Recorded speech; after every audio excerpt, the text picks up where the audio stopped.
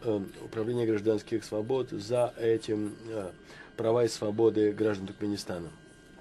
Управление гражданских свобод. Участник конференции Хуршеда Рахимова, Офис гражданских свобод Таджикистан.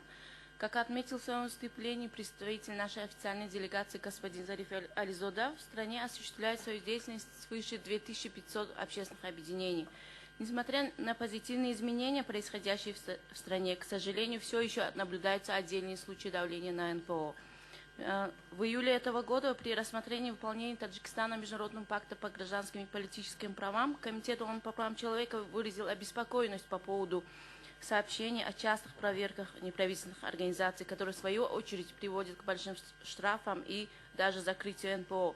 Кроме того, комитет выразил обеспокоенность по поводу того, что новые требования к финансовой отчетности, принятые от 2 января этого года к закону об общественных объединениях в целях предупреждения отмывания денег и финансирования терроризма, оказывают сковывающее воздействие на деятельность НПО.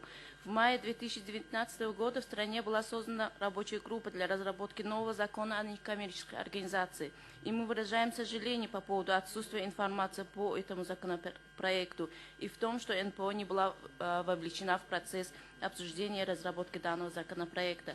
Мы призываем уполномоченные структуры нашей страны к тому, чтобы новые законодательные меры не приводили на практике к чрезмерному контролю над НПО или вмешательству в нашу деятельность. И мы обеспокоены тем, что новые положения, предусмотренные в законопроекте о некоммерческих организациях, могут привести к неоправданным ограничениям деятельности НПО в стране. Законодательство нашей страны устанавливает достаточно обширный круг органов, которым некоммерческие организации предоставляют обременительные отчеты и информации о своей деятельности. Конечно же, проверки, процедуры регистрации и отчетности – это правильная законная практика. Однако такие законные процедуры не должны быть использованы выборочно против активных правозащитных организаций, как карательная и устрашительная мера. Мы призываем правительство нашей страны законодательно упростить процедуру регистрации, перерегистрации и процедуру предоставления отчетности, а также при нарушении норм законодательства со стороны НПО применять адекватные санкции, а ликвидацию организации применять исключительно как крайняя мера ответственности.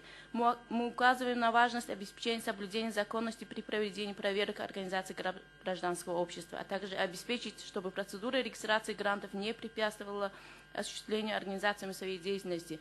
Необходимо соблюдать баланс между соблюдением прав человека и обеспечением безопасности. Sorry, we are out of time. If you can please conclude.